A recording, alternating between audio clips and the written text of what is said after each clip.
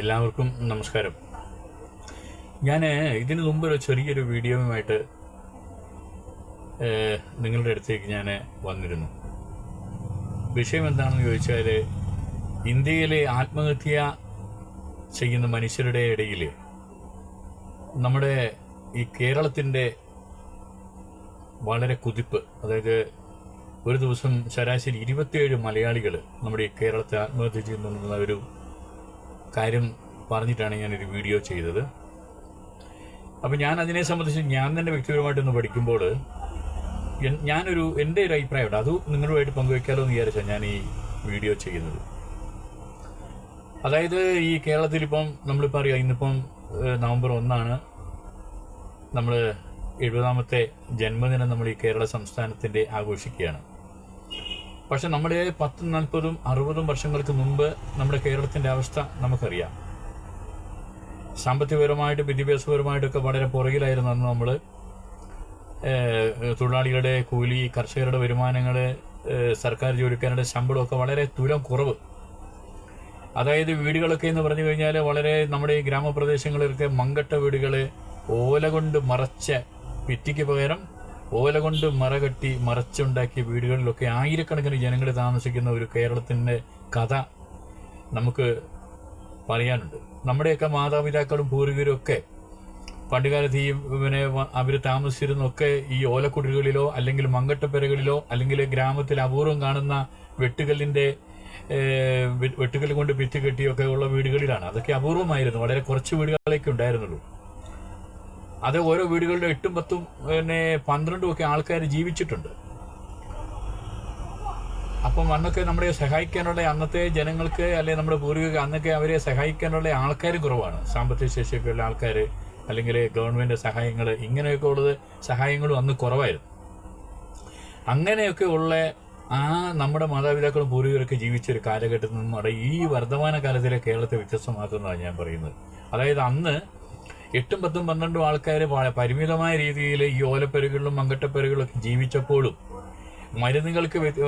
രോഗങ്ങൾക്ക് മരുന്നുകൾ കിട്ടാനോ ആശുപത്രികളോ ഒക്കെ വളരെ തുലം കുറവുള്ളൊരു കേരളത്തിൽ, സാമ്പത്തികപരമായ വരുമാനങ്ങളൊക്കെ കുറഞ്ഞൊരു കാലഘട്ടത്തിൽ അന്ന് നമ്മുടെ എല്ലാം പൂർവികർ ഇതുപോലെ ഇന്നത്തെ ഈ വർത്തമാനകാല കേരളത്തിലുള്ളതുപോലെ കുടുംബം ഒന്നിച്ച് ആത്മഹത്യ ചെയ്യുക, മക്കൾക്ക് വിഷം കൊടുത്ത് അപ്പനും അമ്മയും ആത്മഹത്യ ചെയ്യുക, ഇങ്ങനെയുള്ളതൊന്നും നമ്മൾ അന്ന് കേൾക്കുന്നേയില്ല.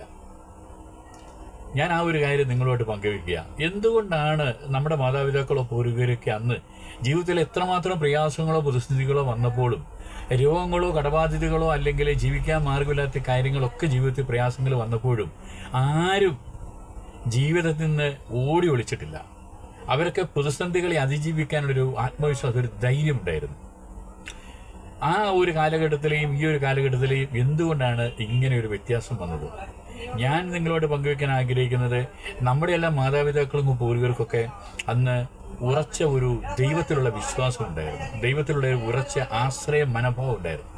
എന്ത് ജീവിത പ്രയാസങ്ങളും ജീവിതത്തിലോ കുടുംബത്തിലോ വന്നു കഴിഞ്ഞാൽ അതൊക്കെ ദൈവത്തിനോടൊന്ന് പങ്കുവെച്ച് ദൈവത്തിനോട് പ്രാർത്ഥിച്ച് ഇതിനെയൊക്കെ നേരിടാനുള്ള ഒരു വിശ്വാസം, ഒരു ദൈവാശ്രയ ബോധം, നമ്മളെ സൃഷ്ടിക്കുകയും പരിപാലിക്കുകയും ചെയ്യുന്ന ഒരു ദൈവം ഉണ്ടെന്നുള്ളൊരു വിശ്വാസം, ദൈനംദിന ജീവിതത്തിൽ രാവിലെയും വൈകുന്നേരമൊക്കെ ദൈവത്തിനോട് ആശ്രയിച്ച് ദൈവത്തിൻ്റെ സന്നിധിയിലേക്ക് നമ്മുടെ ജീവിതങ്ങളെല്ലാം സമർപ്പിച്ച് ദൈവത്തിനോട് പ്രാർത്ഥിക്കുന്ന പ്രാർത്ഥനയുള്ളൊരു ജീവിതം നമ്മുടെ പൂർവികർക്കുണ്ടായിരുന്നു.